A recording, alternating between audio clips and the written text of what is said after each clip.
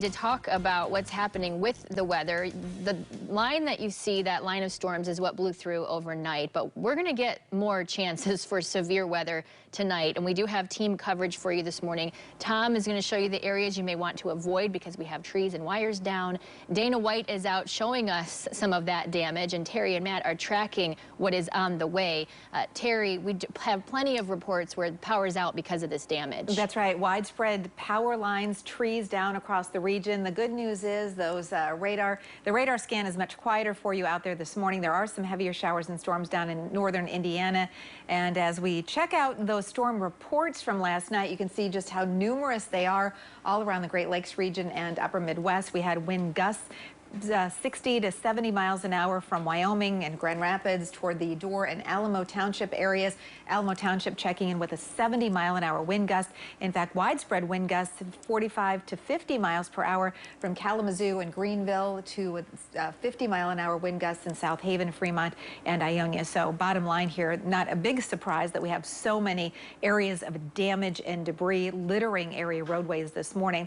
As we check out conditions to start out the day, you'll notice that it's a little on the hazy side, still looking at high humidity levels.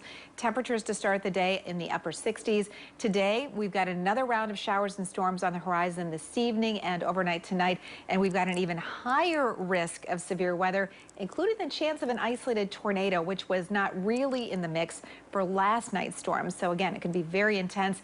Another reminder for you, we do have an excessive heat advisory in effect across the southeast part of the state and also those southern border counties, as the heat and humidity today will combine forces to push those feels-like readings up to around 100 degrees this afternoon. So once again, lots to track. We'll have team weather coverage coming up at 6:45. But first, Tom, how are drivers doing?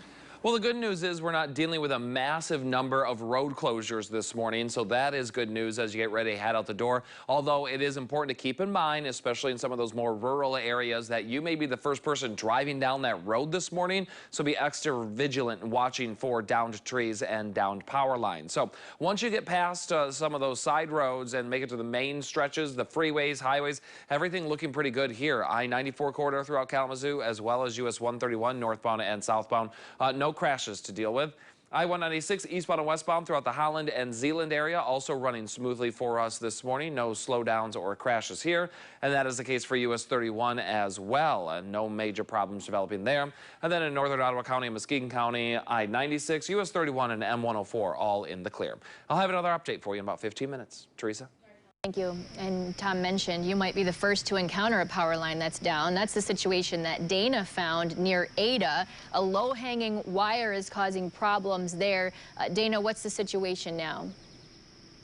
That's right, Teresa. This is on Thornapple River Drive near Riverwood Lane near the Ada area. And if you take a look behind me, there is a power line hanging just 3 or 4 feet above the road. It is difficult to see from a few miles back, so cars keep running into it. So if you are out driving this morning, make sure you are going slow. Again, it's unclear if this line is live or not, so make sure that you are avoiding them, staying 25 feet away, and taking it safe here this morning. If you do come across a down power line, just stay far back and turn around. Try to avoid it at all costs. Again, this is Thornapple River Drive near the Ada area. So we'll continue to follow this and bring you the latest both on air and online at woodtv.com. We're live in Ada this morning. Dana White, News 8.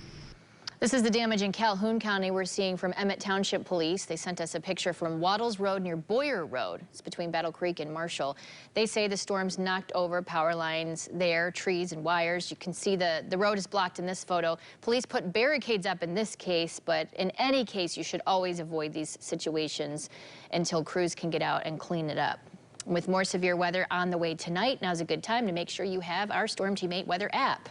You can use it to get up-to-the-minute forecasts, the alerts you need, and radar wherever you are.